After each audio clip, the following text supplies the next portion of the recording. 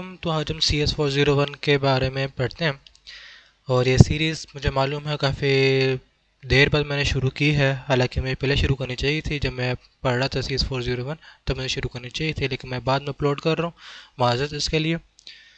तो assembly language CS401 में हम लोग शुरू करेंगे, जो कि आप कह सकते हैं काफ़ी मुश्किल लैंग्वेज है जिसको ना समझ में आए, ठीक है ना। क्योंकि ये लैंग्वेज एक ऐसी लैंग्वेज है जो बाइनरीज नंबर और हेक्साडेसिमल नंबर, सेगमेंटेशंस, इनके ऊपर डिपेंड करती है, यानी कि पूरी की पूरी मेमोरी एड्रेस एलोकेशन के ऊपर डिपेंड करता है हमारे पास ये वर्किंग। ठीक हो गया। सबसे पहले यहाँ पे लिखा है introduction to assembly language, basic computer architecture, register instruction group, Intel IAP x88 architecture, history, register architecture और फर्स्ट प्रोग्राम और segmented memory model. Segmented memory model में जो है ना हमारे पास देखेंगे कि किस तरह हमारे पास मेमोरी है ना अपने आप को एडजस्ट करती है, ठीक है। और बेसिक कंप्यूटर आर्किटेक्चर में हमारे पास क्या होता है कि जो रजिस्टर्स वगैरह होते हैं वो क्या होते हैं, रैम क्या होती है, प्रोसेसर किस तरह वर्क करता है, control bus, address bus, database वगैरह हमारे पास सारा का सारा काम होगा, ठीक है। अच्छा जी, यहाँ पर अगर आप देख सकते हैं address, data and control bus के बारे में बताया गया कि एड्रेस और डाटा कंट्रोल बस काम भी करता है। मैं अगर आपको वर्बली या फिर डायग्रामेटिकली समझाऊं, अगर मैं आपको, होता क्या है हमारे पास जो है ना ये मेमोरी है, ठीक है ना। मैं इसका मेमोरी बनाया तो मैं, और ये हमारे पास CPU आ गया, ठीक है। CPU के बाद हमारे पास इसके पास रजिस्टर्स वगैरह भी होते हैं, हमारे पास रजिस्टर यहाँ पर आ गया हमारे पास, ठीक है। होता क्या है CPU क्या करता है हमारे पास रिक्वेस्ट भेजता है मेमोरी के पास, ठीक है। मेमोरी बेसिकली काम करती है एज एन अरे, ठीक है ना। अगर आपको एक आसान तरीके से समझाओ ना, हमारे पास मेमोरी में बनी होती है अरेज बनी होती है। अरेज आपको मालूम है, आप CS201 और CS301 वगैरह पढ़ चुके हुए हैं, ठीक है ना। और जो नहीं पढ़ी वो CS201 उन्होंने लाजमी पढ़ी है C++ वगैरह, जिसके अंदर आप लोगों ने क्लासेस, ऑब्जेक्ट्स और जो है अरेज फंक्शन वगैरह पढ़ चुके हुए हैं। अब यहाँ पर जो अरेज होती है ना हमारे पास बनी होती है मेमोरी के अंदर, ठीक है, इस तरह करके। अब होता क्या है उसके हर एक मेमोरी ब्लॉक के अंदर ना इसका एक स्पेसिफिक एड्रेस होता है। जैसे कि हमारे पास 01 हमारे पास होता है ना, 01 2 3 4 एड्रेस होते बने होते हैं इसके अंदर एड्रेस वगैरह के अंदर। सेम एड्रेस रैम के अंदर भी हमारे पास यही काम होता है, ठीक है ना। रैम के अंदर हमारे पास यही काम हो रहा होता है, उन सबके एड्रेस होते हैं, एड्रेस के भी सब एड्रेस बने होते हैं हमारे पास, ठीक हो गया। फिर IP एड्रेस वगैरह आते हैं, उस तरीके से हमारे पास काम हो रहा होता है। अब होता क्या हमारे पास जो है ना डाटा हमारे पास एक जगह से दूसरी जगह जाता है, ठीक है। एक हमारे पास तो है एड्रेस बस, एक हमारे पास क्या होती है एड्रेस बस। एड्रेस बस का काम क्या होता है, सिर्फ और सिर्फ मेमोरी का जो एड्रेस है ना, मेमोरी की वैल्यू का जो एड्रेस है एक जगह से दूसरी जगह लेकर जाना, ठीक है ना। क्योंकि हमारा जो काम होता है ना सारा का सारा एड्रेस बेस होता है। एड्रेस से कोरस्पॉन्डिंग हम लोग क्या करते हैं डाटा को उठाते हैं, एड्रेस से कोरस्पॉन्डिंग हम लोग क्या करते हैं डाटा को उठाते हैं। और ये दोनों चीज़ें कौन कंट्रोल करता है हमारे पास, कंट्रोल बस कंट्रोल करता है। कौन कंट्रोल करता है ये दोनों चीज़ें, हमारे पास कंट्रोल बस कंट्रोल करता है, ठीक है ना। ये हमारा बेसिक लॉजिक है address bus, control bus, RAM, CPU वगैरह में, ठीक है। CPU का काम क्या है, बस प्रोसेस करता रहना। आपको सारे जैसे कि आपको मालूम है, अभी सारे पता है, यूनिवर्सिटी लेवल में आके आपको CPU के बारे में मालूम है क्या वर्क करता है क्या वर्क नहीं करता है, ठीक है। CPU का बस काम क्या प्रोसेस करना। बाकी जो ये वाली गेम है ना, ये वाली गेम, ठीक है ना, ये एक न्यू गेम है। जिन्होंने ICS वगैरह पढ़ी हुई उनको मालूम होगा सिस्टम बस क्या होती है।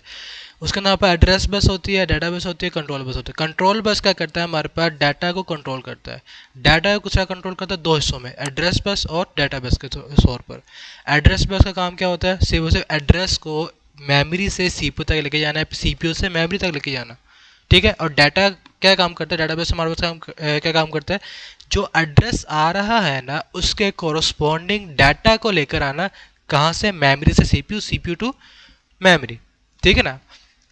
अच्छा ये जो इतना बड़ा पैराग्राफ लिखा हुआ है ना हमारे पास सारा भी लिखा हुआ है। The operation on the computer can be fairly describe the processor and memory only IO का मतलब क्या, input output devices will be discuss in the later part of course, ठीक है। सारे ओवरव्यू बताया हुआ है कि इस पूरे बुक के अंदर हम क्या पढ़ेंगे क्या नहीं पढ़ेंगे। अच्छा जी, जो हमारे पास इंपॉर्टेंट चीज़ है वो ये डायग्राम है। Processor, memory, peripheral. पेरिफेरल्स में हमारा से क्या मतलब माउस, कीबोर्ड, उसके बाद कंपोनेंट्स वगैरह आगे, ये वो चीज़ें वगैरह होती हैं, ठीक है। अब होता है क्या, मेमोरी से हमारे पास डाटा आता है, ठीक है ना। प्रोसेसर ने रिक्वेस्ट भेजी मेमोरी को, मेमोरी ने यहाँ पर एड्रेस पर डाटाबेस के जरिए अपना डाटा क्या करना है, ट्रैवल करना है, ठीक हो गया। और जो पेरिफेरल डिवाइसेस है वो भी हमारे पास क्या होती हैं, मेमोरी से कनेक्ट होती हैं, ठीक है ना। और मेमोरी को ही बताता है, ये पेरिफेरल डिवाइसेस सारी मेमोरी को बताता है, आगे मेमोरी प्रोसेसर को बताएगा। यह बस आपने याद रखना फ्लो, ठीक है। अच्छा जी, अब यहाँ पर जो है ना थोड़ा बहुत मैं फास्ट लेके चलूँगा, क्योंकि ये सब चीज़ें सब पुरानी चीज़ें हैं। कंट्रोल बस क्या होती है, एड्रेस बस क्या होती है, इसमें से एमसीक्यूज ही आते हैं, शॉर्ट वगैरह आज तक कोई भी नहीं आया है। शॉर्ट वगैरह बेसिकली हमारे पास कौन से होते हैं, प्रोग्राम्स बने होते हैं, वो खुद से प्रोग्राम दे देते हैं, या फिर कुछ ना कुछ आपके बारे वो पूछ लेंगे, प्रोग्राम के बारे में पूछ लेंगे, लाइक कि मूव स्टेटमेंट क्या होती है हमारे पास, सेगमेंट स्टेटमेंट क्या होती है, काउंटर क्या होता है, स्टैक क्या होता है, इस टाइप के हम पूछेंगे वो, ठीक है ना। अब इस फर्स्ट चैप्टर जो है ना, इसका आप कह सकते हैं सारा का सारा ओवरव्यू है। अब यहाँ पर बात करते हैं रजिस्टर। रजिस्टर्स होते क्या हैं, अगर मैं आपको मज़ीद तफसीलन बताऊँ, होता क्या था। अब सपोज करें मैंने यहाँ पर दो नंबर ऐड करने, 2+2, मैंने यहाँ पर कंप्यूटर के जरिए मैंने 2+2 ऐड करना है, ठीक है। सीपीयू के ऊपर रिक्वेस्ट है, सीपीयू ने मेमोरी को बताया, पहले उसने किसको सेव किया, यहाँ पर मेमोरी ब्लॉक में 2 सेव कर दिया, मेमोरी ब्लॉक में यहाँ पर 2 सेव कर दिया। फिर उसने क्या किया, यहाँ पर ऑपरेंड आ गया, एक न्यू एलिमेंट आ गया, उसने यहाँ पर प्लस सेव कर दिया, ठीक है ना। अब आप सोच रहे होंगे 2 यहाँ पर नीचे आएगा ये वाला, ठीक है ना। 2 यहाँ पर नहीं आएगा, 2 यहाँ पर ही दोबारा आ जाएगा, इधर ही दोबारा आ जाएगा जहाँ पर पहले लिखा हुआ था ना, ये वाला, ये वाला। अब इससे क्या होता है, हमारे पास ओवरराइट वाला मसला आ जाता है। अभी ओवरराइटिंग का जो मसला था ना, वो हमारे पास सॉल्व करता था कौन, रजिस्टर। रजिस्टर के अंदर हमारे पास क्या होता है, एक होता है हमारे पास आईसी, ठीक है ना, यानी कि आप कह सकते हैं इंफॉर्मेशन इंस्ट्रक्शन काउंटर होता है बेसिकली हमारे पास, वो इंस्ट्रक्शन काउंटर, या फिर आप कह सकते हैं आईपीएसएम कह सकते हैं, ठीक है ना, इंफॉर्मेशन पॉइंटर बेसिकली आप इसे कह सकते हैं। ये करता क्या था, वो चेक करता रहता है जो एड्रेस आ रहा है ना हमारे पास, जो एड्रेस आ रहा है उसको सेव करता था, और जो अगला एड्रेस ने आना है, जो अगले एड्रेस ने आना है उसको भी सेव कर देता है, ताकि हमारे पे हमें मालूम हो कि कौन से एड्रेस में जाकर डाटा सेव करना है, ठीक है ना। सीपीयू बस, सीपीयू का काम क्या है, प्रोसेस करना, आउटपुट करना, input process output, input process output, बस। इसके बाद इनपुट गया, उसने यहाँ पर डाटा को पकड़ा, एड्रेस पकड़ा, डाटा को भेजा, डाटा को नहीं पता कहाँ पे सेव करना, उसे जिस एड्रेस पे आया था उसी एड्रेस में आके उसने क्या करना है, उसको ओवर प्लेस कर देना है, ठीक है ना। दोबारा कॉन्सेप्ट समझा रहा हूँ, होता क्या था हमारे पास रजिस्टर क्यों हमारे पास इस्तेमाल होता है। रजिस्टर बेसिकली इस्तेमाल होता है हमारे पास, जो न्यू एड्रेस आया है उसको सेव करना है, और जो प्रीवियस एड्रेस गुजर चुका है उसको भी सेव करना है, ताकि मालूम हो हमें कि डाटा कहाँ पर सेव करना है कहाँ पर नहीं, ठीक है ना। ये सारा काम ऑटोमेटिकली होता है बाय बाय सीपीयू, ठीक है ना। होता क्या था, इसका एड्रेस आया, इसका एड्रेस कहाँ पे सेव हो गया, यहाँ पे सेव हो गया, ठीक है ना। जो अगले का एड्रेस आएगा वो भी कहाँ पे सेव हो जाएगा, यहाँ पे सेव हो जाएगा, ताकि हमें मालूम हो कि एड्रेस किसका था और उस एड्रेस से कोरस्पॉन्डिंग कौन सा डाटा हमने सेव करना है, ठीक है ना। अब इसके जरिए हमारे पास पूरे के पूरे एक स्टैक बने देते थे, इसके जरिए हमारे पास क्या बने देते, पूरी की पूरी स्टैक बने देते थे, ठीक हो गया। रजिस्टर का बस ये काम होता है, ठीक है ना। और ये हमारे पास सीपीयू के पास मौजूद होता है, लगा हुआ होता है, उसके पास अटैच होता है। The basic purpose of computer is to perform operation and operation need operands. Operands are the data on which we want to perform a certain operation. Operands इसे बोलते हैं हम लोग, ये operands है, ठीक है ना। और ये हमारे पास क्या है, ऑपरेटर। ये दो हमारे पास क्या है, ऑपरेंड्स है, ठीक है ना। ये हमारे पास क्या है, ऑपरेंड्स है, और ये हमारे पास क्या है, ऑपरेटर, ठीक है ना। राइटिंग का मसला नहीं है, बस आपने कॉन्सेप्ट समझना है। अब यहाँ पे देखें, register are like scratch pad RAM inside the processor. ये कहाँ पर होता है, इनसाइड द प्रोसेसर। एमसीक्यू से पहले बता रहे हैं, मुझे भी बकायदा आया था, ठीक है ना। And their operation is very much like normal memory cell, they have precise location and remember what is place inside the. मैंने आपको बताया ना, उसे पता होता है किस एड्रेस डाटा आया और किस एड्रेस में जाना डाटा, उसे पता है इस चीज़ का। They are used when we need more than one data element inside the processor. अब यहाँ पे देखिए एट वन टाइम, अब मैंने यहाँ पे ऑपरेशन करा था, कौन सा वाला ऑपरेशन, 2+2। अब मैंने यहाँ पे एट ए टाइम एक ही ऑपरेशन इसको भेजा, ठीक है ना। अब इसकी मेमोरी लेता है, इसकी मेमोरी लेता है, इसकी मेमोरी लेता है, ठीक है ना। अब इन तीनों की मेमोरी डिफरेंस कौन एलोकेट करता है, ये एलोकेट करता है हमारे पास रजिस्टर एलोकेट करता है। क्लियर हो गया, अच्छा जी। अब आगे चलते हैं, हमारे पास memory is limited resource but the number of memory cell is large, register are relatively very small in number. ये बड़ा इंपॉर्टेंट एमसीक्यू से पहले बता दूं, ये आता होता है मिड टर्म के अंदर। एंड आर देयर और are very scarce and precise resource, register are more than one in number, so we have to precisely identify or name them. Some manufacturer number their register like R0, R1, R2, other name like A, B, C, D, etc. Naming is useful since the register are few in number. This is called a nomenclature. ठीक है ना, नॉमन clutcher. ये आपने याद रख लेना कि जिसके अंदर वहाँ पे नेमिंग यूजफुल होते हैं रजिस्टर का, उससे हम लोग क्या कहते हैं, नॉमेनक्लेचर कहते होते हैं। ये बेसिकली एमसीक्यू है ये भी। अच्छा जी, अब यहाँ पर जो है ना कुछ रजिस्टर्स हमारे पास इस्तेमाल होते हैं जो हर एक सीपीयू में मौजूद होते हैं। एक होता है एक्यूमुलेटर। एक्यूमुलेटर रजिस्टर हमारे पास इस्तेमाल होता है अरिथमेटिक और लॉजिकल ऑपरेशंस के लिए। जिसके लिए इस्तेमाल होता है अरिथमेटिक और लॉजिकल ऑपरेशन, और इनपुट के लिए इस्तेमाल किया जाता है ज़्यादातर ये। ठीक है ना, कभी कभार हमसे आउटपुट के लिए भी इस्तेमाल कर रहे होते हैं। मैं आपको पहले बता दूं, इसके अंदर हर एक register input, output, arithmetic operator, logical operation के लिए इस्तेमाल हो रहा होता है। ठीक है ना, लेकिन ज़्यादातर जो एक्यूमुलेटर है ना, ये वो रजिस्टर है जो हमारे पास मैथमेटिकल और लॉजिकल ऑपरेशन परफॉर्म करता है। ठीक है ना, और इसका जो वर्ड है, वर्ड साइज कितना है इसका, 32 बिट। ठीक है ना, is defined by the width of इस accumulator. A 32 bit processor has an accumulator of 32 bit. अगर 16 बिट होगा तो उसके कितने एक्यूमुलेटर होंगे, 16 बिट होंगे। अगर 8 बिट होगा तो फिर वो 8 बिट प्रोसेसर होगा, एक्यूमुलेटर होगा। ठीक हो गया। अब एक्यूमुलेटर की वहाँ पर कुछ टाइप्स आती है, पॉइंटर, इंडेक्स और बेस रजिस्टर। पॉइंटर से क्या मुराद है, इंडेक्स से क्या मुराद है, और बेस से क्या मुराद है। पॉइंटर आपको मालूम है, C++ में आप लोग पढ़ चुके हैं। पॉइंटर का मतलब क्या है, उसके एड्रेस के साथ खेलना। ठीक है ना, उसके मेमोरी एड्रेस। ठीक है ना, जैसे कि यहाँ पे एक इंडेक्स अरे होती है, एक हमारे पास होती है एसोसिएटिव अरे होती है। एसोसिएटिव अरे में क्या होता है, हमारे पास पूरा एड्रेस का नेम आता है। ठीक है ना, अपनी मर्जी से रख सकते होते हैं हम। ठीक है ना, जबकि इंडेक्स अरे में क्या होता था, हमारे पास होल नंबर में वहाँ पर काउंट चले, जीरो इंडेक्स पे, 1 इंडेक्स पे, 2 इंडेक्स, 3, 4, 5, 6 सो ऑन चलता रहता था। जबकि बेस रजिस्टर क्या होता है, BX। बेस रजिस्टर हमारे पास डाटा सेविंग के लिए इस्तेमाल होता है। ठीक है ना, बेस से क्या मतलब है, इसकी बुनियाद। ठीक है ना, जो भी इसका परफॉर्मेंस हो गए, ऑपरेशंस हो गए, कहाँ पे आके सेव होगा, यहाँ पे आके सेव होगा। तो दोबारा ये बेस रजिस्टर किस में आके सेव कर देगा, एक्यूमुलेटर रजिस्टर में आके सेव कर देगा। ठीक हो गया।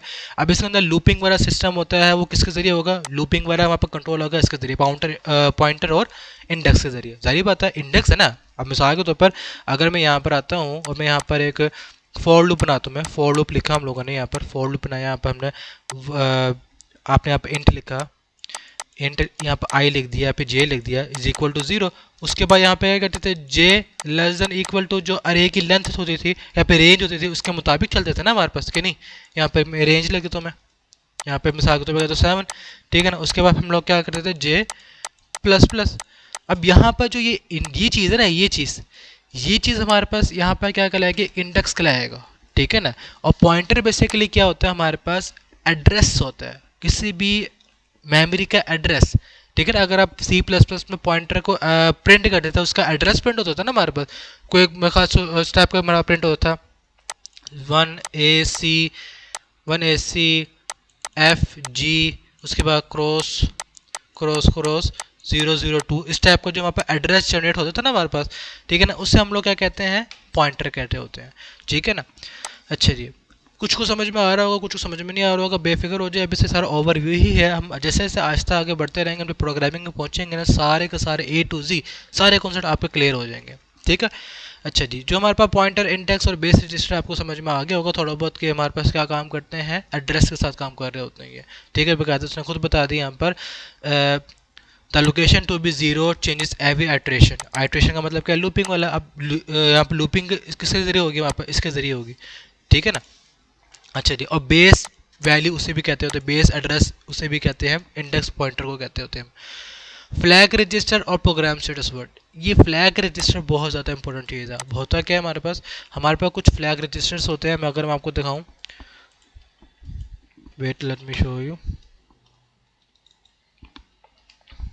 यस, ये हमारे पास कुछ फ्लैग रजिस्टर्स होते हैं। ठीक है, ये हमारे पास overflow register, direction register, interrupt enable, trap, sign, 0, उसके बाद हमारे पास auxiliary flag, parity flag, carry flag.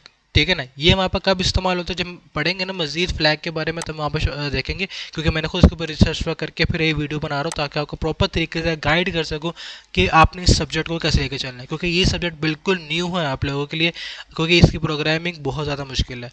कुछ को समझ में आते हैं, कुछ को नहीं आते, कुछ इसमें बहुत मुश्किल से सर्वाइव कर पाते हैं।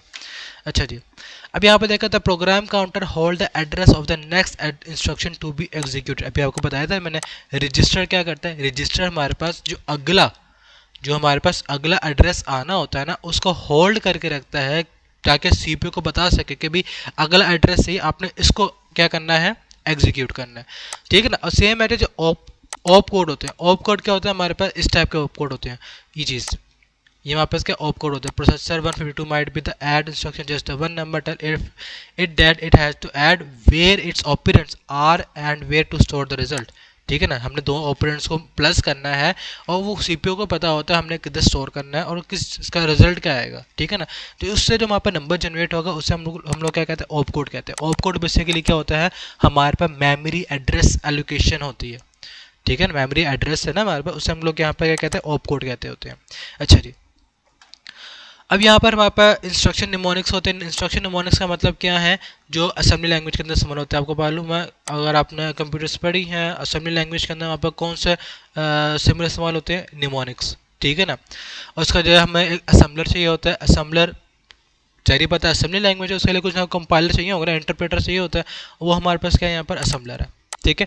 अब यहाँ पर बता रहे हैं इंस्ट्रक्शन ग्रुप्स। इंस्ट्रक्शन ग्रुप से क्या मुराद है, हमारे पास जो हम ऑप कोड इस्तेमाल करेंगे असेंबली लैंग्वेज के लिए, कौन से, असेंबली लैंग्वेज के लिए जो हम यहाँ पर ऑप कोड इस्तेमाल करेंगे वो हमारे पास क्या कहलाते हैं, निमोनिक्स कहलाते हैं। और इससे ही हम लोग क्या कहते हैं, इंस्ट्रक्शन ग्रुप्स कहते हैं। यानी कि लाइंस ऑफ कोड को क्या कहेंगे, असेंबली लैंग्वेज के। ऐसा कोड जो हम असेंबली लैंग्वेज में लिखेंगे उससे हम लोग यहाँ पर क्या कहेंगे, इंस्ट्रक्शन ग्रुप कहते हैं। ठीक है ना। उसके अंदर आप एक ही काम होता है, मूव, कॉल या फिर स्टोर। यानी मूव, कॉल इट का मतलब क्या है, लोड और स्टोर। इसका यहाँ पर तीन ऑपरेशन है, input, process, output. Input, process, output. ठीक हो गया। हमने मूव का मतलब क्या यहाँ पर इनपुट है, लोड का मतलब है प्रोसेस है, और यहाँ पर क्या स्टोर का मतलब क्या आउटपुट कर देना है, रिजल्ट में सेव कर देना है, उसको प्रिंट कर देना। ठीक हो गया। अच्छा जी, अब यहाँ पर कुछ एक छोटा सा कोड लिखा हुआ है। अब इस कोड में जो है ना बहुत ज़्यादा इंपॉर्टेंट चीज़ें हैं वो ये है कि भाई these instruction are use to move data from one place to another. These place can be register memory और even inside peripheral devices. Some example are move A X B X. ठीक है ना। अब इसका मतलब क्या है, यहाँ पर move A X B x का मतलब है जो बेस रजिस्टर है, जो बेस रजिस्टर है उसको किस में सेव कर दो, ए एक्स में सेव कर दो। ये हमारे पास सोर्स है, ये हमारे पास का डेस्टिनेशन है। ठीक है ना, आपने याद रखना है, ये बेसिकली एक कमांड है। ठीक है ना। मैं यहाँ पर ऐसा करता हूँ, यहाँ पर आते हैं, मैं यहाँ पर इसको लिख देता हूँ। ठीक है, आप लोगों ने याद रखना है। ठीक है ना, क्या याद रखना है कि हमारे पास सोर्स इसमें क्या है और डेस्टिनेशन क्या है। ये वाली वैल्यू हमारे पास क्या है, यहाँ पर सोर्स है। ठीक है ना। और ये हमारे पास क्या है, डेस्टिनेशन है। ये हमारे पास क्या है, डेस्टिनेशन। अब सोर्स डेस्टिनेशन क्या होता है, यहाँ पर बेसिकली ना हमारे पास होता क्या है, जैसे कि हम लिखते हैं ना इंट, मैंने यहाँ पे इंट बनाया, एक वेरिएबल बनाया मेरे साथ को, तो वाई इज इक्वल टू 7। ठीक है ना। अब यहाँ पे ये क्या सोर्स है, इस 7 ने कहाँ पे सेव होना है, वाई में सेव होना है। यानी कि ये हमारे पास क्या हुआ, डेस्टिनेशन हो गया। अब यहाँ पर देखा जाए, अगर इतने हिस्से को यहाँ पर कंपेयर किया जाए, यहाँ पर क्या होगा, बी एक्स का मतलब यहाँ पर क्या है, 7 है, और ए एक्स का मतलब यहाँ पर क्या वाई है। यानी कि जो बी एक्स की वैल्यू किस में सेव कर दो, ए एक्स में सेव कर दो। ठीक है ना। अब ये किसके थ्रू होगा, हमारे पास यहाँ पर मूव होगा। यहाँ पर डाटा इसके सारे काम नहीं होता, यहाँ पर हमारे स्टेटमेंट होती है, इंस्ट्रक्शन कोड होता है हमारे पास, ऑप कोड से बेसिकली बोलते हैं। ये हमारे पास क्या ऑप कोड है। ठीक है ना, ये हमारे पास क्या ऑप कोड है। ये हमें क्या कहता है भाई, move A X B x, यानी कि जो बेस रजिस्टर के अंदर वैल्यू है उसको किस में सेव कर दो, एक्यूमुलेटर रजिस्टर में सेव कर दो। ठीक है ना। अच्छा, सेम है। तो यहाँ पे देखो, यहाँ पे इसका मतलब क्या होगा, यहाँ पे एंड लिखा हुआ है ना, एंड वैसे समझा रहा है, यहाँ पे मूव आएगा कि वो आप इसको ऐसे करके ले सकते हो। इसका मतलब क्या है, ए एक्स 1 2 3 4, यानी कि जो 1 2 3 4 वैल्यू है ना किसमें सेव हो जाएगी, ए एक्स। इसका शॉर्टकट तरीका क्या होगा, L A D. L A D basically यहाँ पर लोड एक्यूमुलेटर रजिस्टर, उसके बाद ये आ जाए 1 2 3 आ जाएगा। इसका मतलब ये होगा कि ये वाली वैल्यू को किस में सेव कर दो, एक्यूमुलेटर रजिस्टर के अंदर सेव कर दो, यानी कि AX में सेव कर दो, ठीक है ना। अब यहाँ पे ये x का मतलब क्या है, ये x का मतलब क्या है, इसके बाद में आते हैं, पहले हम यहाँ पर समझ रहे हैं, कॉन्सेप्ट समझ रहे हैं कि वैल्यू सेव कैसे करनी है। अब सेम ऐड यहाँ पर देख रहे हो हमारे पे लिखा हुआ है ऐड BX0534। इसका मतलब क्या है, इसका मतलब ये है कि जो BX के अंदर वैल्यू है ना उसके अंदर ऐड कर दो, ठीक है ना। इसका मतलब अगर समझाऊँ ना आपको मैं, ये होगा अगर आपको process post fix pre fix का आइडिया है ना तो आपको ये चीज़ समझ में आ जाएगी। मैं यहाँ पे एक उसका भी कोड लिख देता हूँ। किसका कोड लिख देता हूँ मैं, C++ भी कोड लिख देता हूँ मैं। अगर हम लोग यहाँ पे लिखते हैं ना, जैसे कि यहाँ पे लिखा मैंने a is equal to A+5, a is equal to A+5, यहाँ पे वही लिखा हुआ है। इसका मतलब क्या है, BX is equal to BX plus 0534, ठीक है ना। यानी कि क्या करो यहाँ पर 0534 के जो वैल्यू है ना उसको BX में प्लस करो और दोबारा किस में सेव कर दो, BX में सेव कर दो। इस स्टेटमेंट का मतलब हमारे पास ये है, ठीक है ना। इस स्टेटमेंट का मतलब क्या है, ये है कि भाई जो हमारे पास BX के अंदर वैल्यू है ना उसको प्लस करो, किसके साथ, इसके साथ प्लस करो और दोबारा किस में सेव कर दो, BX के अंदर आकर सेव कर दो। क्लियर हो गया, गुड हो गया। अब यहाँ पे लिखा ना ये चीज़ अगर आपको याद हो, यहाँ पर स्क्वेयर ब्रैकेट्स किसके लिए इस्तेमाल होती थी, अरेज के लिए इस्तेमाल होती थी, याद है आपको। अब इसका मतलब है कि जो 1200 वाली लोकेशन है, एड्रेस है, उसमें से वैल्यू उठाओ, उसको प्लस करो जो BX की वैल्यू है और दोबारा किसमें सेव कर दो, BX में सेव कर दो, ठीक है ना। इसका मतलब ये है स्क्वायर ब्रैकेट्स का मतलब कि ये एड्रेस की बात कर रहा है कि इस एड्रेस में जाओ, इस एड्रेस की वैल्यू को उठाओ, उसको प्लस करना है किसके साथ, BX के साथ, दोबारा किस में सेव कर देना, BX में सेव कर देना, बस। इसका मतलब ये है। यहाँ पे देखो the bracket form is complex variation meaning to add the data placed at address 1200। Addressing data in memory is a detail topic and is discuss in the next chapter, यानी कि चैप्टर नंबर 2 है, वहाँ पे हम पढ़ेंगे। अब program control instruction, program control instruction से क्या मुराद है। प्रोग्राम कंट्रोल इंस्ट्रक्शन से पहले मैं आपको रजिस्टर्स के बारे में बता दूं कि AX क्या होता है, BX क्या होता है, काफ़ी इंपॉर्टेंट चीज़ है। हम लोग यहाँ पर आते हैं, ठीक है ना। Types of register, general purpose register होते हैं हमारे पास, एक होता है यहाँ पर जनरल पर्पस रजिस्टर, एक होता है special purpose register. General purpose register हमारे पे क्या, AX BX CX DX। AX का मतलब क्या है यहाँ पर एक्यूमुलेटर रजिस्टर, BX का मतलब क्या बेस रजिस्टर, CX का मतलब क्या यहाँ पर काउंटर रजिस्टर और DX का मतलब हमारे पास क्या है, डेस्टिनेशन रजिस्टर। यहाँ पे EX और ये REX बेसिकली यहाँ पर 16 बिट में आया था, ये हमें 32 बिट पे आया था बेसिकली ये, ठीक है ना। सब बात करेंगे 16 में 32 बिट में काम होता है ना, तो वहाँ पर आया था ये चीज़। अच्छा जी, अब यहाँ पर स्पेशल पर्पस रजिस्टर क्या होता है, जो यहाँ पर स्टैक का काम करते हैं। जैसे कि यहाँ पर IP आ गया, यानी कि IPPC का मतलब कि इंस्ट्रक्शन पॉइंटर या फिर प्रोग्राम काउंटर, ये आपको बताया था मैंने। जो रजिस्टर्स के अंदर आप एड्रेस वगैरह सेव करते हैं, ये वो चीज़ें आ गई। IR का मतलब क्या, इंस्ट्रक्शन रजिस्टर। BP का मतलब क्या, बेस पॉइंटर। SP का मतलब क्या, स्टैक पॉइंटर। SI का मतलब क्या, सोर्स इंडेक्स रजिस्टर, ठीक है ना। अब इसके ये चीज़ें क्या होती हैं हम इसको तफसील से पढ़ेंगे चैप्टर नंबर 2 के अंदर, एड्रेसिंग मॉड्यूल के अंदर, ठीक है। अभी हम लोगों ने यहाँ पर पढ़ा AX वगैरह, AX accumulator register, BX base register, CX count, DX destination, ठीक है ना। अब होता है कि एक्यूमुलेटर आपको पता है क्या होता है, हमने इस्तेमाल किया इनपुट के लिए, आउटपुट के लिए, अरिथमेटिक लॉजिकल ऑपरेटर के लिए। बेस रजिस्टर भी यही काम करता है, हमारे पास इनपुट के लिए, आउटपुट के लिए, ऑपरेशन के लिए इस्तेमाल होता है। CX का मतलब क्या है, काउंट रजिस्टर, यानी कि हमारे पास काम आता है लूप के अंदर। किसके लिए काम आता है, लूप के लिए काम आता है। डेस्टिनेशन का मतलब क्या है, ये अगर हमारे पास मेमोरी कम होती है, क्योंकि x का मतलब यहाँ पर 16 है, x का मतलब यहाँ पर क्या 16 है। अगर मैं यहाँ पर आऊँ ना, मैं यहाँ पर देखो ज़रा, हमारे पास जो होता है ना x, ये दो हिस्सों में बढ़ता है। एक होता है यहाँ पर हाई रजिस्टर, एक होता है यहाँ पर लो रजिस्टर। ये दोनों हमारे पास कितने बिट के होते हैं, 8 बिट के होते हैं, ठीक है ना। 8 और 8 कितने होंगे, 16 बिट। तो वो हमारे पास क्या बन जाएगा, AX बन जाएगा। क्या बन जाएगा हमारे पास, वो AX बन जाएगा, ठीक है ना। सेम ऐसे यहाँ पर देखो डेस्टिनेशन रजिस्टर आ गया, code segment, data segment, extra segment, stack segment, ठीक है ना। ये सारे के सारे जो रजिस्टर्ड है ना स्पेशल पर्पस, हम जैसे जैसे आगे बढ़ते रहेंगे सारे आगे आ जाएंगे हमारे पास। अभी हम बेसिक में मौजूद है। बेसिक में हम लोगों ने देखा एक्यूमुलेटर रजिस्टर क्या होता है, बेस रजिस्टर क्या होता है, डेस्टिनेशन क्या होता है, काउंट क्या होता है। और यहाँ पे एक्स का मतलब यहाँ पर 16 बिट, ठीक है ना। मिसाल के तौर पर अगर मेरे पास यहाँ पर AH के अंदर वैल्यू नहीं आती तो मैं क्या करूँगा, 16 बिट को कॉल करूँगा। क्या कॉल करूँगा मैं, 16 बिट को कॉल करूँगा कि भाई हमारे पास जो है ना डाटा पूरी यहाँ पर सेव हो जाए 16 बिट के अंदर, ठीक हो गया। अच्छा जी, अब यहाँ पर आते हैं। अब यहाँ पे देखो ज़रा, हमारे पास इन्होंने यहाँ पर कुछ लिखा हुआ है कंपेयर, ये दो वहाँ पे लिखा हुआ है CM CMP और JNE, ठीक है ना। अब होता क्या है हमारे पास, इतने हिस्से हो गए, यहाँ से मैं कॉपी करता हूँ, मैं आता हूँ यहाँ पर, ठीक है ना, और यहाँ पर समझते हैं कि ये चीज़ हमारे पास क्या है। बहुत ज़्यादा इंपॉर्टेंट चीज़ है, ठीक है ना, स्टेप बाय स्टेप काम करेंगे, समझेंगे इन चीज़ों को। अब यहाँ पे ये कोड लिखा है हमारे पास, होता क्या, ये कोड हमारे पास काम करता है फ्लैग रजिस्टर के साथ। किसके साथ काम करता है, फ्लैग रजिस्टर के साथ। और ये कौन से फ्लैग रजिस्टर के साथ काम करेगा, हमारे पास ज़ीरो फ्लैग, ठीक है ना। मैंने यहाँ पे एक मेमोरी बनाई है, ये हमारे पास कौन सा फ्लैग है, ज़ीरो फ्लैग रजिस्टर। अब होता है क्या, यहाँ पे लिखा है भी कंपेयर AX0, यानी कि जो AX की वैल्यू है ना, उसे कंपेयर करो किसके साथ, ज़ीरो के साथ, ठीक है ना। अगर हमारे पास AX की वैल्यू कहाँ तक पहुँच जाएगी, ज़ीरो तक पहुँच जाएगी ना। अगर हमारे पास AX की वैल्यू कहाँ तक पहुँच जाएगी, ज़ीरो तक पहुँच जाएगी, तो हमारे पास क्या करेगा, जंप करेगा। जंप क्या करेगा भी, अब यहाँ पर जंपिंग का मतलब क्या, जंप कब करेगा, jump not equal to zero.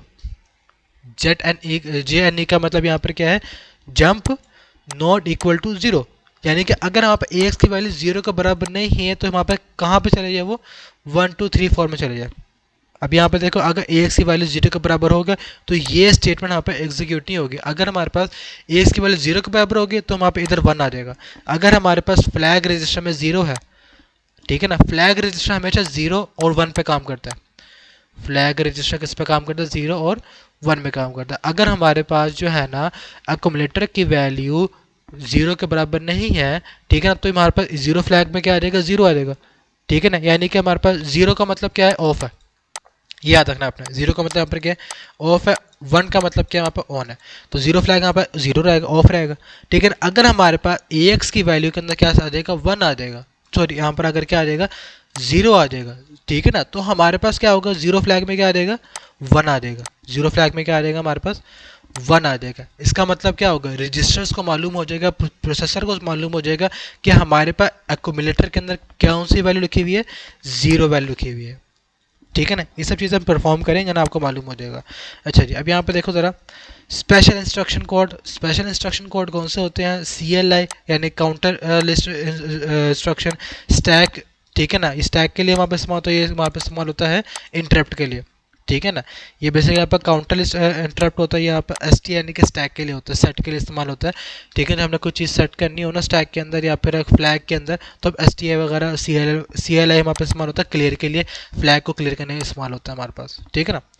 Intel IAPX88 architecture. Intel IAPX88 architecture basically क्या है, एक असेंबली लैंग्वेज है, ठीक है, असेंबलर है, जिसमें यहाँ पर डिबगर्स वगैरह हमारे पास इस्तेमाल होते हैं। और ये किसने हमारे पास इंट्रोड्यूस करा, IBM PC वगैरह इंटेल आर्किटेक्चर ने इस्तेमाल किया, ठीक है ना। और इसका जो हमारे पास टेक्निकली के लिए हमारे पास क्या नेम है, ये नेम है, ये MCQs आता है, पहले बता दूं, आपने इसे देख लेना है। 8088 एडवांस प्रोसेसर एक्सटेंशन इज 88। और ये भी आपने याद रखना है कि वहाँ पर IAPX386 which is very advanced power processor, 8088 is a 16 bit processor। ये भी आपने याद रखना है, MCQs है, इस पैराग्राफ में से बड़े MCQs आते हैं मिड टर्म के अंदर। उसके बाद इज वैलिड ऑन द 386, आपने ये भी याद रखना है कि भी हमारे पास जो डाउनवर्ड्स है ना, कि वहाँ पर जो 88088 ये किसके लिए वैलिड है, 386, यानी कि ये वाले प्रोसेसर के लिए भी वैलिड है, ठीक है ना। The architecture of a processor mean the organisation and functionality of the register, it contains and the instruction that are valid on the processor, ठीक हो गया। ये करता है क्या, बेसिकली प्रोसेसर का जो आर्किटेक्चर होता है, फंक्शंस होते हैं, रजिस्टर्स होते हैं, ये उन पर काम करते हैं, और इजीली हम इसके अंदर अपने काम प्रोसेसर के जो इन्फॉर्मेशन होती है ना, हम एग्जीक्यूट कर सकते होते हैं।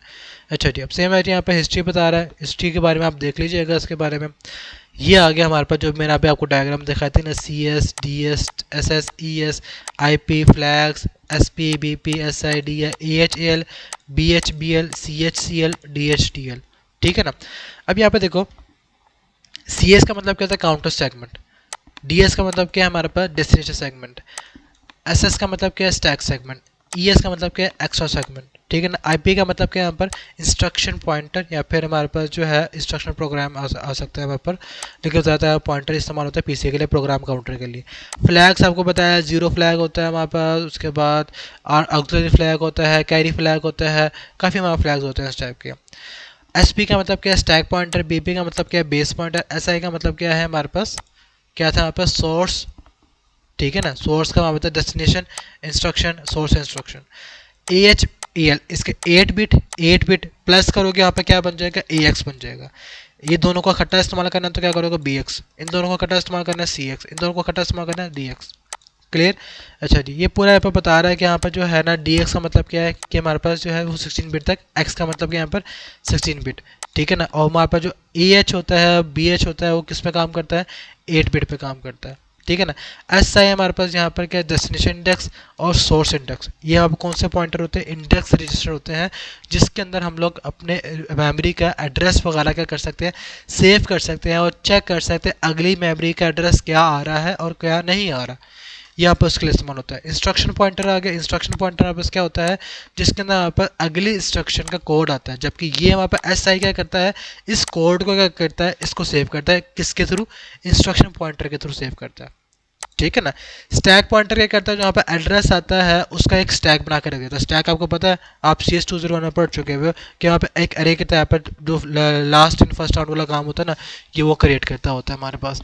बेस पॉइंटर क्या करता है, हमारे पास बेसिकली अब जो एड्रेस आता है ना, उसका मेमोरी के अंदर एक स्टैक बना कर रख देता होता है, ठीक है ना, ताकि हमें मालूम हो सके कि स्टैक, ये बीपी क्या करता है, बेसिकली मेमोरी बनाता है, मेमोरी के अंदर क्या करता है, एक स्टैक बनाकर रहता है। अब उस स्टैक किसके लिए बनाकर रखता है, उस स्टैक पॉइंटर के लिए। स्टैक पॉइंटर क्यों बनाता है, किसके लिए स्टैक पॉइंटर किस लिए काम करता है, आईपी के लिए काम करता है। और आईपी किसके लिए काम करता है, इंडेक्स रजिस्टर के लिए काम करता है। और इंडेक्स रजिस्टर किसके लिए काम करता है, वो हमारे पास इन रजिस्टर्स के लिए काम करता है।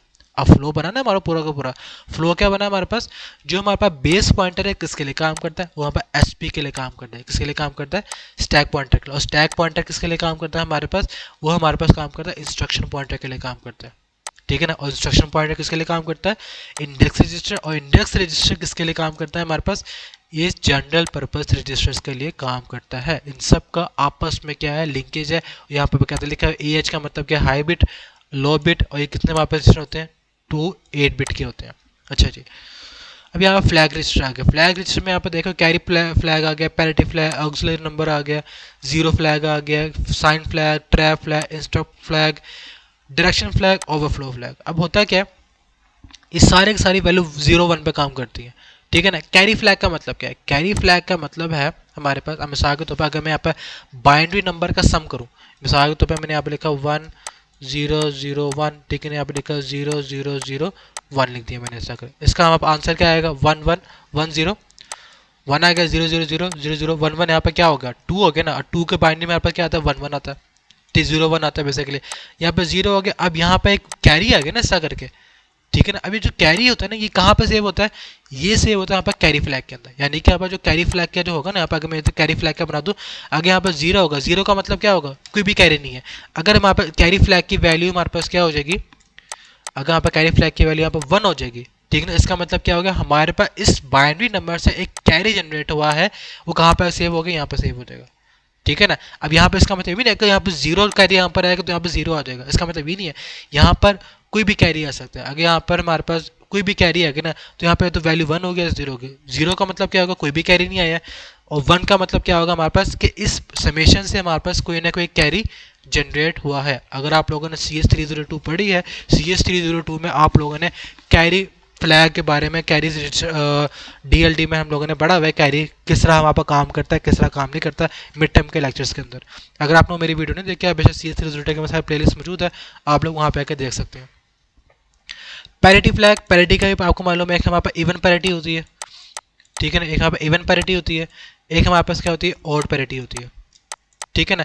इवन में हमारे पास क्या होता है, 0 होता है, और ऑड में क्या होता है, 1 होता है, ठीक है ना। अगर हम फॉलो कर रहे हैं, अगर हमारे पास हम फॉलो कर रहे हैं किसको, इवन को फॉलो कर रहे हैं, तो हमारे पास जो फ्लैग होगा 0 पे सेट होगा, ठीक है ना। अगर हम ऑड को फॉलो करें तो वो किस पे सेट होगा, वो हमारे पास सेट होगा 1 पे सेट होगा, ठीक है ना। इवन पैरिटी क्या होती है, ऑड पैरिटी आपको मालूम है, CS302 में हम ये चीज़ पढ़ चुके हुए हैं, जिसके अंदर हमने देखा था कि नंबर ऑफ वंस की वैल्यू वहाँ पर मिसाल के तौर पर एक अरे आ रही है। मैं यहाँ पर अरे बनाता हूँ, अरे आ रही है वहाँ पे स्टार करके, ठीक है ना, इसमें नंबर लिखे हुए स्टार करके, मैं यहाँ पे इसके बॉक्सेस बनाता हूँ मैं, ठीक है ना। इसमें हमारे पास का सेव है, यहाँ पर 1 लिखा हुआ है, यहाँ पर 0, यहाँ पर 1 1 0 1। अब यहाँ पर देखो, अगर हम फॉलो कर रहे हैं किसको, यहाँ पर फॉलो कर रहे हैं ऑड को, ठीक है। चलो ठीक है, इवन को, इवन नंबर चेक कर रहे हैं। इवन का मतलब क्या है, 1 1 2 3 4, 4 नंबर है ना, 4 1 है यहाँ पर, तो वहाँ पर इसका मतलब क्या, इवन नंबर, इवन पैरिटी है। अगर हमारे पास ये सेंडिंग के, ये हमारे पास सेंड हो रहा डाटा, ठीक है ना। और रिसीविंग के वक्त अगर हमने फॉलो कर रहे रूल कौन सा वाला, इवन पैरिटी का रूल फॉलो कर रहे हैं और हमने डाटा सेंड किया, सेंडिंग के वक्त हमारे पास इवन नंबर ऑफ वंस है, लेकिन जब रिसीविंग हुआ, रिसीविंग में हमारे पास क्या हुआ, हमारे पास जो नंबर ऑफ वंस थे वो किस में कन्वर्ट हो गया, यहाँ पर जीरो हो गया, यहाँ 1 1 0 1, ठीक है ना, इस तरह करके हो गया। अब यहाँ पे देखो जरा कितने वन आ गए, 1 2 3, यहाँ पे कितने नंबर आ गए, 1 2 3। अब यहाँ पे देखो सेंडिंग के वक्त हमारे पास जो था, जो पैरिटी फ्लैग था, यहाँ पे पैरिटी फ्लैग की यहाँ पे वैल्यू यहाँ पे कहते जीरो थी, इसका मतलब क्या इवन है। लेकिन रिसीविंग के वक्त यहाँ पैरिटी फ्लैग की यहाँ पे वैल्यू क्या होगी, 1 होगी, इसका मतलब क्या हो गया, हमारे पास रिसीविंग वाला डाटा यहाँ पर क्या है, गलत है। क्यों? क्योंकि सेंडिंग में इवन पैरिटी थी, लेकिन रिसीविंग यहाँ पर कौन सी पैरिटी होगी, ऑड पैरिटी होगी। इस तरह करके हम डाटा चेक कर रहे होते हैं अपना फ्लैग के जरिए। ऑक्सिलरी हमारे पास क्या करता है, ऑक्सिलरी हमारे पास जो ना 4 बिट की इंस्ट्रक्शन वगैरह में हमारे पास इस्तेमाल होता है, ठीक है ना। 4 बिट के जो हमारा डाटा होता है ना, उसे हम लोग क्या कहते हैं, निबल कहते हैं। हम मिसाल के तौर पर मैंने आपको एग्जांपल दिया था ना ये वाली, अगर हमारे पास 4 बिट के नंबर में कोई कैरी जनरेट होगा, ठीक है ना, कैरी फ्लैग तो हमारे पास बनेगा, लेकिन साथ साथ हमारे पास ऑक्सिलरी कैरी भी हमारे पास आ जाएगा। इसका मतलब क्या है कि हमारे पास 4 बिट नंबर से एक कैरी जनरेट हुआ है, ठीक हो गया। अच्छा जी, उसके बाद जीरो फ्लैग का आपको बता दिया मैंने। उसके बाद साइन फ्लैग, साइन फ्लैग का मतलब क्या है, अगर मैंने यहाँ पर कोई वैल्यू लिखी है, ठीक है, मिसाल के तौर पर +2, यहाँ पे लिख दिया मैंने -3, ठीक है, और इससे यहाँ पर आंसर क्या आ रहा है, -1 आ रहा है। ये साइन हमें क्या बताएगा, साइन फ्लैग बताएगा। साइन फ्लैग क्या करता है, हमारे पास जो पॉजिटिव नंबर होगा, पॉजिटिव नंबर के लिए यहाँ पर क्या होगा, 0 होगा, और नेगेटिव नंबर के लिए यहाँ पर क्या होगा, 1 होगा। अगर आप लोग को याद हो, CS302 के अंदर हम लोगों ने एक फ्लोटिंग पॉइंट रिप्रेजेंटेशन पढ़ी थी, जिसके अंदर पर मोस्ट सिग्निफिकेंट बिट का शुरू में आता है, शुरू में यहाँ पर एक नंबर लिखा होता है इस तरह करके, ठीक है ना। सबसे पहले यहाँ पर क्या आता है, यहाँ पर साइन बिट आती है, इधर इधर वापस क्या आती है, साइन बिट आती है, ठीक है ना। या तो वो 0 होगी, या फिर वो क्या होगी, 1 होगी, ठीक है ना। 0 का मतलब हमारे पास क्या पॉजिटिव है, 1 का मतलब हमारे पास क्या है, नेगेटिव है। ट्रैप फ्लैग, ट्रैप फ्लैग का मतलब क्या है कि अगर हमारे पास कोई भी डिबगिंग यानी कि एरर जनरेट होता है तो वहाँ पर ट्रैप फ्लैग होता है, यानी कि वहाँ पर लाइन ऑफ कोड वहाँ पर खराब हो गया तो वहाँ पर फ्लैग की वैल्यू यहाँ पर क्या हो जाएगी, 1 हो जाएगी। क्लियर हो गया। इंटरप्ट फ्लैग, इंटरप्ट फ्लैग का मतलब क्या, इंटरप्ट फ्लैग बहुत मजे की चीज़ है। मैं यहाँ पर आता हूँ। अब मिसाल के तौर पर हमारे पास प्रोसेसर पर कभी काम हो रहा है, हमारे पास यहाँ पर क्या हो रहा है, CPU आ गया, CPU के साथ हमारे पास मेमोरी ब्लॉक आ गया, रजिस्टर आ गया, सब चीज़ें। अभी हमें मेमोरी और CPU बना दूँ मैं, यहाँ पर वर्किंग हो रही है। अब इस वर्किंग के दरमियान में ही हमारे पास एक तीसरा वर्क आया था, ठीक है ना। इस वर्किंग, अभी ये वर्किंग चल रही है यहाँ पर ये वाली, ठीक है ना, अभी वहाँ पे ये वाली वर्किंग यहाँ पे चल रही है। अब इस वर्किंग के दरमियान में ही कोई थर्ड पार्टी वाला वर्क आया था इस तरह करके, तो हमारे पास जो इंटरप्ट फ्लैग, इंटरप्ट हो गया ना, एक काम है वहाँ पर इंटरप्ट हो गया। अगर हमारे पास कोई भी इंटरप्ट नहीं आएगा तो हमारे पास फ्लैग की वैल्यू क्या होगी, 0 होगी। अगर हमारे पास एकदम से कोई तीसरा वर्क आ गया इस वर्किंग के दरमियान में, तो हमारे पास ट्रैप की वैल्यू यहाँ पर क्या हो जाएगी, 1 हो जाएगी। ये यहाँ पे इंटर फ्लैग होता है। डायरेक्शन फ्लैग क्या होता है, अगर मिसाल के तौर पर अगर हमने यहाँ पे लिखा हुआ है अभी माई लिखा हुआ है, इस तरह करके लिखा हुआ है, ठीक है ना। डायरेक्शन फ्लैग क्या करता है, अभी इसका डायरेक्शन इस साइड पर है, ठीक है ना। डायरेक्शन फ्लैग की वैल्यू अगर 0 हो गई तो वहाँ पे इस तरह ही रहेगा। अगर 1 हो गई डायरेक्शन फ्लैग की वैल्यू तो उसकी डायरेक्शन क्या हो जाएगी, इस तरह हो जाएगी, यानी कि इस तरह करके लिखेगा, फिर ये प्रिंट करेगा इसको। ये डायरेक्शन फ्लैग करता है। ओवरफ्लो क्या फ्लैग क्या करता है, ओवरफ्लो फ्लैग का मतलब ये होता है, अगर हमारे पास यहाँ पर एक रजिस्टर बना हुआ है, यहाँ पर लिखा है AH, यहाँ पे लिखा है हमारे पास AL लिखा हुआ है, ठीक है ना। इन दोनों को कॉम्बो क्या होता है, हमारे पास AX होता है, ऐसा ही है, ठीक है ना। अगर हमारे पास 2 नंबर का सम करें, मिसाल के तो यहाँ पर 2 नंबर का सम किया, ठीक है, नहीं तो वहाँ पर उसमें लिखा हुआ है ना, किस में लिखा हुआ है, डेसिमल नंबर में लिखा हुआ है, वैसे कि बाइनरी नंबर में सम होता है हमारे पास, ठीक है ना। इन दोनों को सम किया और इन दोनों को सम करने के बाद हमारे पास जो आंसर आया वो 16 बिट से क्या हो गया, एक्सीड कर गया।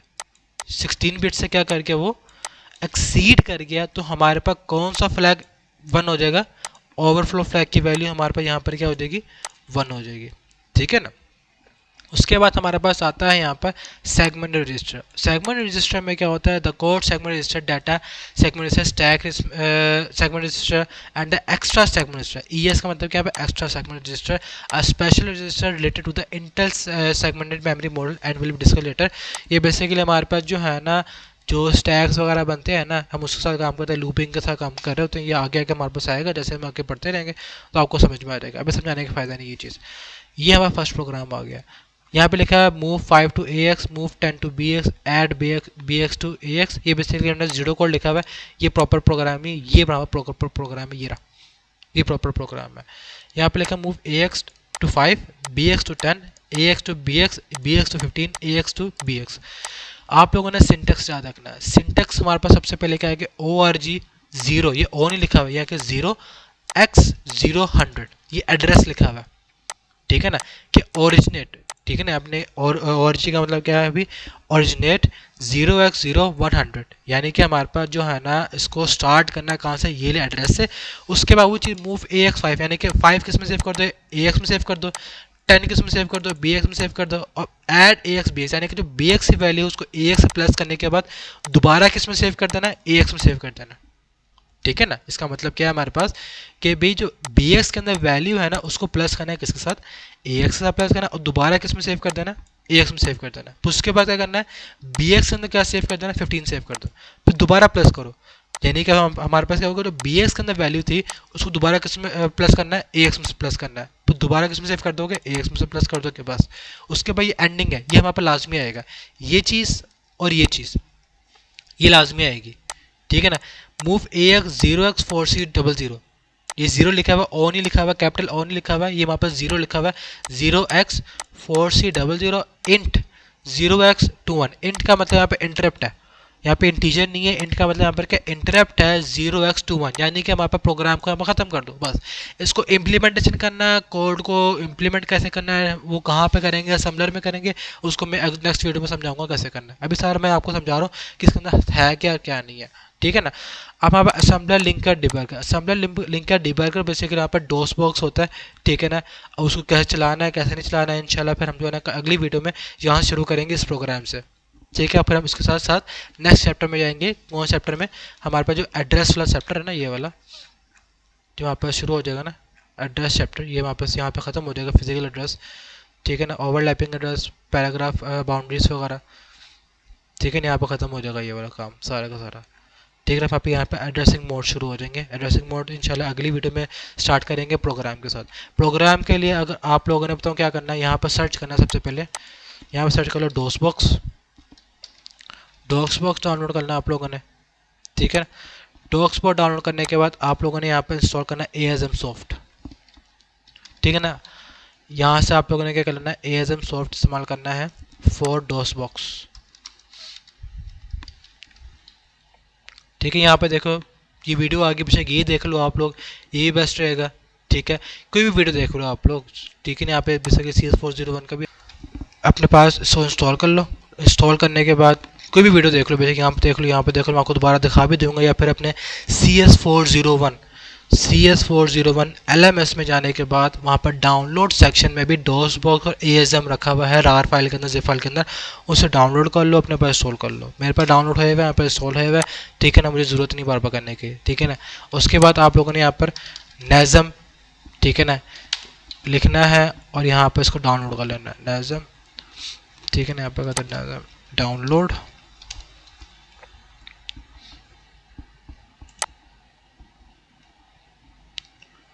डाउनलोड फॉर विंडोज़ 64 बिट, ठीक है ना। इसे भी डाउनलोड कर लीजिएगा आप लोग, क्योंकि हमने सारा काम नेज़म में करने होता है। मैज़म होता है, एक नेज़म होता है। नेज़म बेसिकली फ्री है, मैज़म हमारे पास जो है ना आप कह सकते हो नेज़म का मेरे पास आ गया, ये रहा स्टार्ट डाउनलोड, ठीक है ना। अब डाउनलोड हो जाएगा मेरे पास, इसका सेटअप आएगा, इसको इंस्टॉल कर लेना बस, ठीक हो गया। इसको इंस्टॉल करने के बाद हम जो है अगली वीडियो में से देखेंगे प्रोग्राम कैसे एग्जीक्यूट करना है कैसे नहीं करना है, क्लियर है। इंशाल्लाह हम इसको सीरीज़ को भी कंप्लीट करेंगे। अगर आपको मेरी वीडियो अच्छी लगी हो तो लाजमी इसको लाइक करें, सब्सक्राइब करें, उसको ज़्यादा से ज़्यादा शेयर करें, क्योंकि ये सब्जेक्ट जो है ना आपको पता है काफ़ी प्रिपेयर के बाद मैंने ये वीडियो बनाई है, ताकि मैं आपको प्रॉपर तरीके से गाइड कर सकूँ, ठीक है। और जैसे जैसे हम इसके अंदर बढ़ते रहेंगे इंशाल्लाह, अगर आप मेरा साथ देते रहेंगे, मैं इसी तरह की अच्छी अच्छी वीडियो बनाता रहूँगा, ताकि आपके लिए आसानी हो जाए CS401 को, असेंबली लैंग्वेज को समझने के लिए, ठीक है। को मेरी कोशिश है जितने भी विशेष यूनिवर्सिटी के प्रोग्रामिंग लेक्चर्स हैं वो मैं प्रिपेयर करके आप लोगों के लिए प्रोवाइड कर दूँ, ठीक है। ओके, अल्लाह हाफिज़।